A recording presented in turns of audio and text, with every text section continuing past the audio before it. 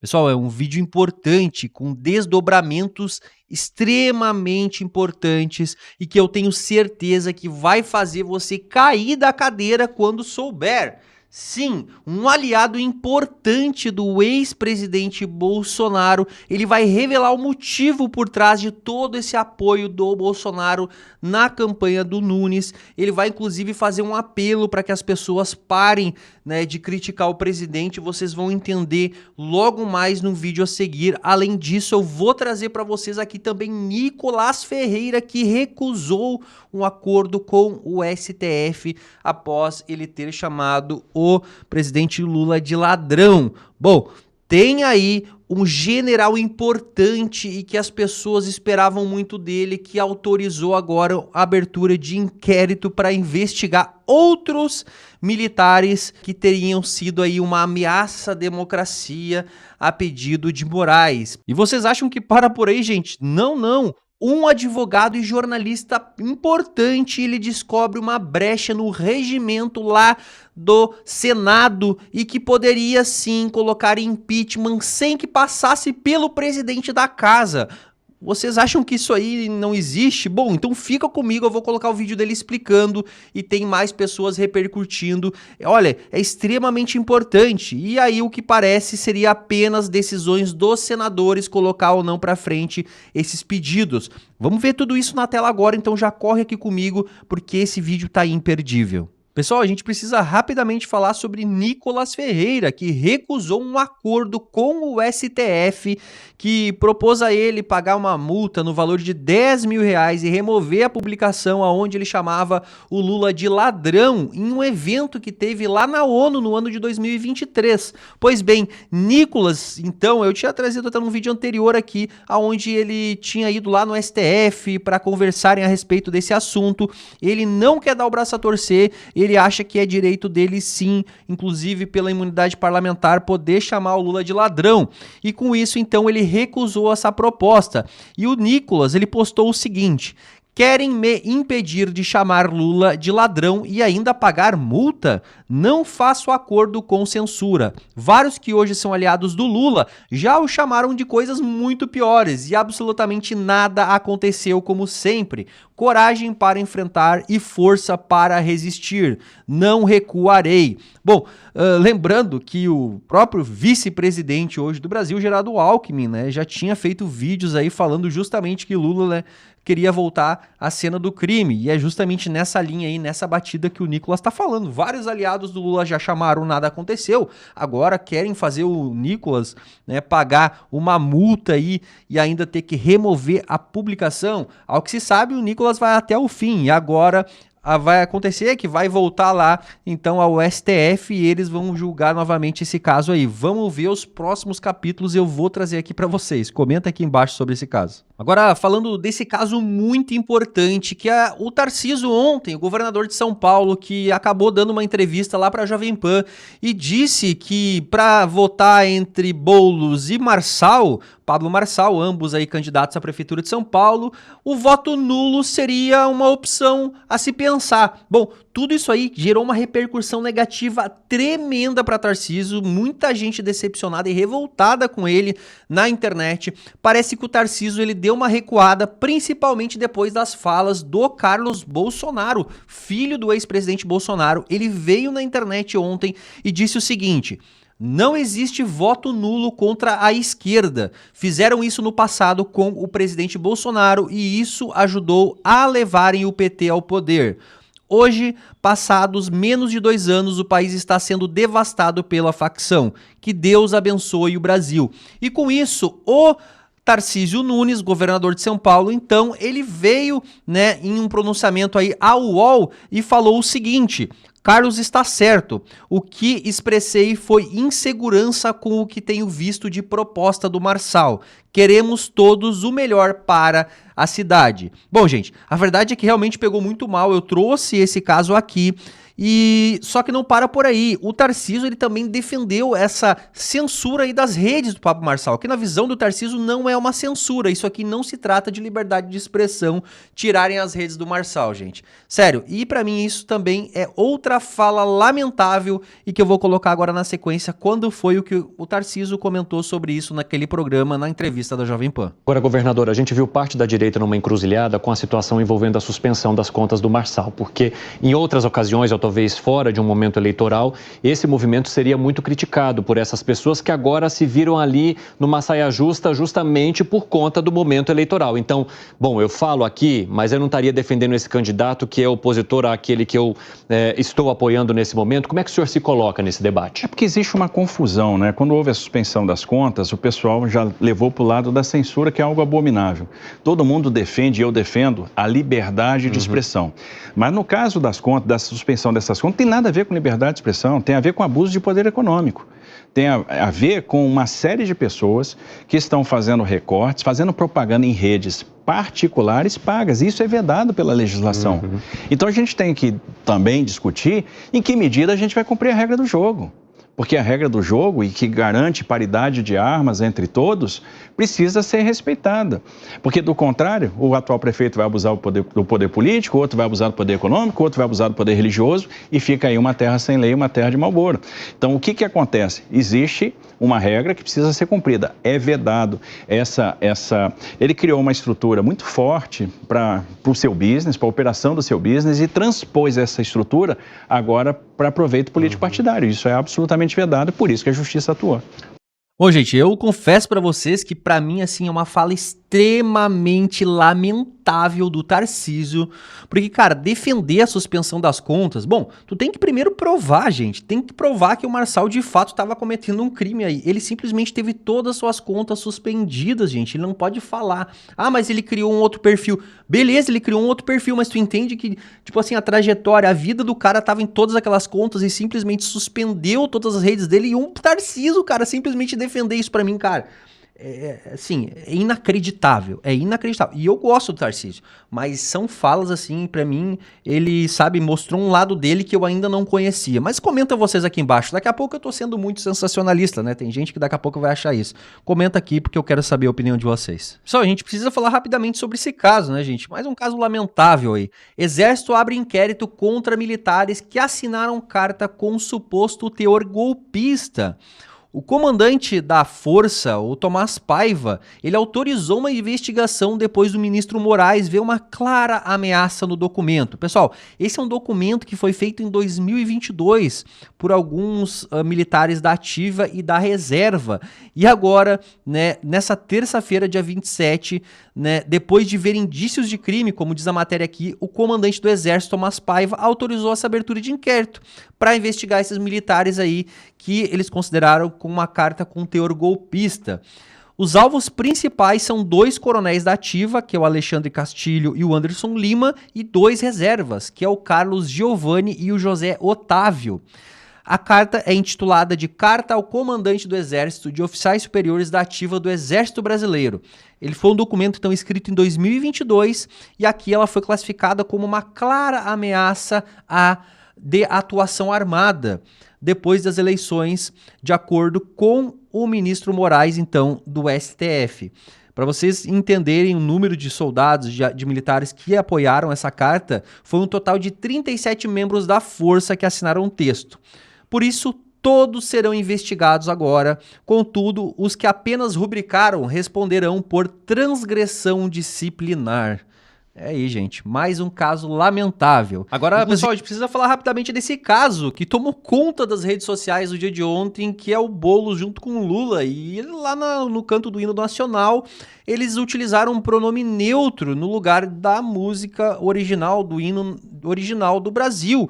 E isso viralizou, inclusive sendo citado como um crime alterar a letra do hino nacional. Pois bem, Boulos, inclusive, apagou essa publicação de suas redes sociais depois, só que a internet não perdoa, né, gente? Todo mundo já tinha a cópia disso, já tinha saído no jornal, inclusive a esquerda começou a criar fake news dizendo que a direita criou fake news nesse caso. Acontece é que o vídeo tá aqui. E depois o próprio Nicolas fez um vídeo sobre isso e eu vou trazer para vocês já na sequência. Mas olha como é que foi aí, né, o pronome neutro utilizado para quem ainda não viu. Mas ciegues da justiça clava forte, verás que filho teu não foge à luta. Entre outras mil és tu, Brasil, ó pátria amada. Desfiles desde soles, mãe gentil, pátria amada, Brasil. Não! Inclusive o Nicolas postou um trechinho onde foca apenas no Boulos fazendo essa cantoria aí e disse, se isso daí for para o segundo turno, é dever moral fazer campanha contra esse jacu. Bom, acontece, gente, que olha a cena aí então do Boulos no momento em que ele tá cantando, gente. Isso aí viralizou muito no dia de ontem. Verás que filho teu não foge à luta, quem te adora. Tá bom por aqui. Agora, quer ver como a esquerda trata esse tipo de anomalia? Pois bem, olha só o que o André Janones, bem conhecido aí pelo caso da rachadinha nos últimos meses, ele comentou sobre o assunto. Não comentem, não critiquem, não defendam, não justifiquem, não desabafem, não façam textão. Não concordem e nem discordem, simplesmente ignorem essa desgraça de assunto sobre linguagem neutra em hino. Quando vocês vão aprender a pautar ao invés de ser pautados, PQP. O que ele quer dizer com isso, gente? Para que o próprio galera da esquerda faça de conta que isso nem existiu.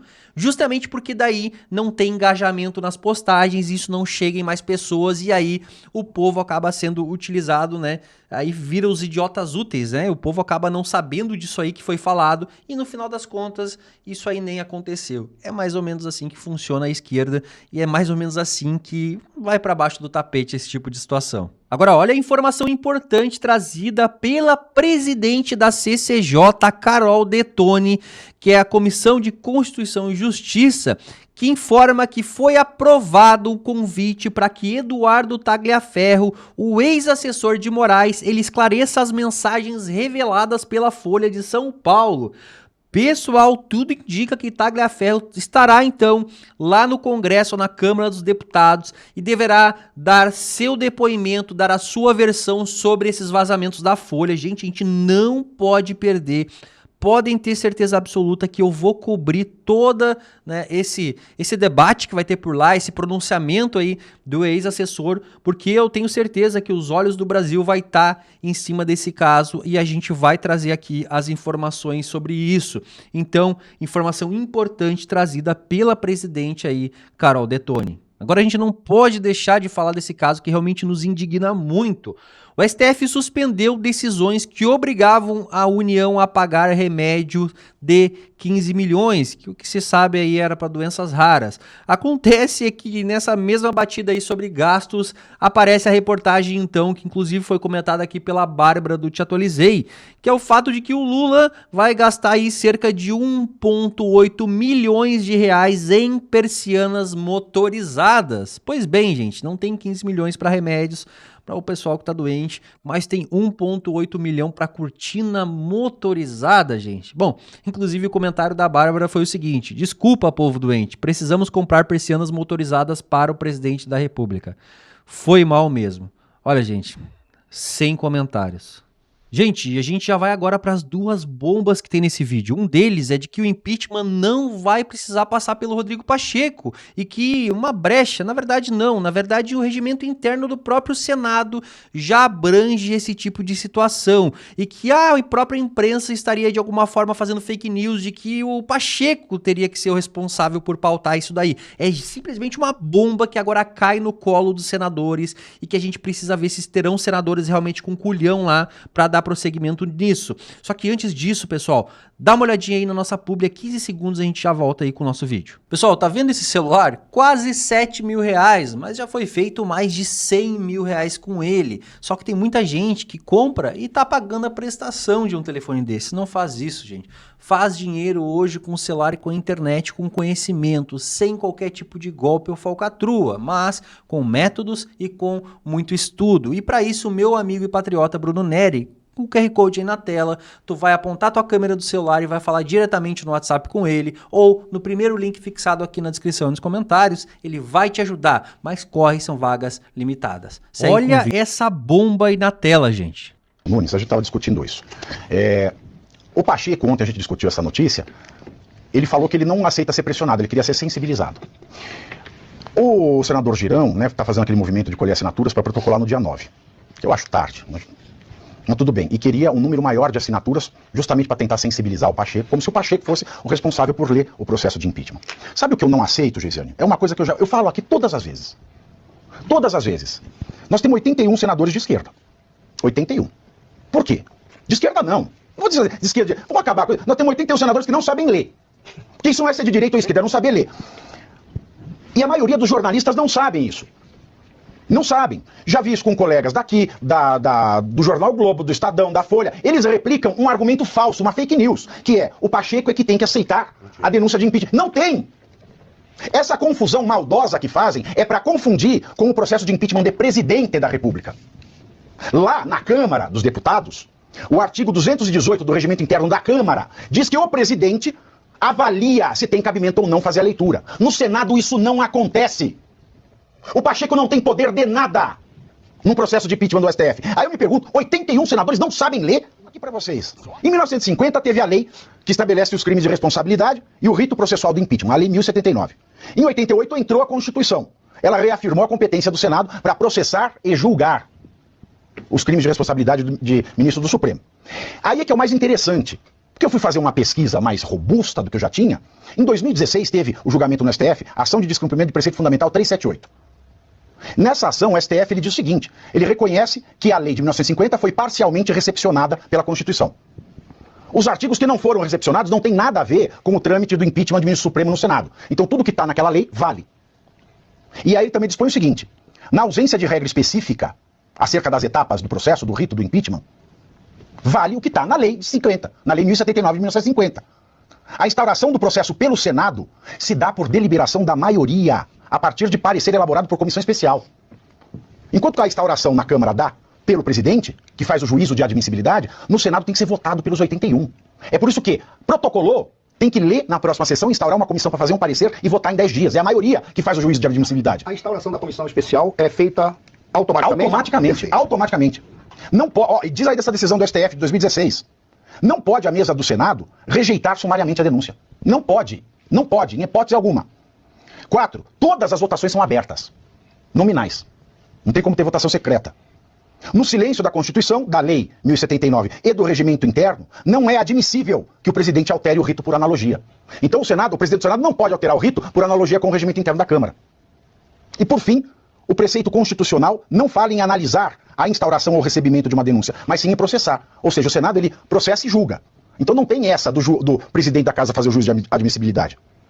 Então, em resumo, o regimento interno do Senado não dá à presidência do Senado o poder de realizar privativamente, sem prazo, como na Câmara, o juízo de admissibilidade do pedido. O Senado não pode aplicar um procedimento do regimento interno da Câmara, em analogia. O próprio regimento interno do Senado, é isso que é mais interessante, ele repete os dispositivos da Lei 1079. Ou seja, protocolou a denúncia, ela tem que ser lida na próxima sessão, a instauração da comissão para análise tem que ser automática e essa comissão tem que entregar um parecer em 10 dias para ser votada nominalmente, abertamente pelos 81 membros. Nenhum senador sabe disso, desculpa me alongar, mas hoje eu fiz o ponto a ponto aqui para não trazer nada de errado. Foi maravilhoso. Existe uma... Gente, vocês pararam pra absorver tudo isso aí que o Pavinato falou, lembrando que o Pavinato ele é advogado também.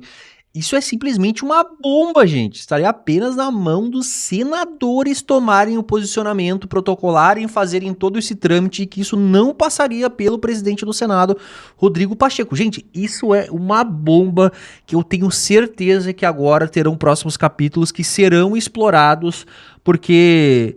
Gente, sério, como o Pavinato falou ali, são 81 senadores de esquerda que não fazem isso ou são 81 senadores que não leem o regimento?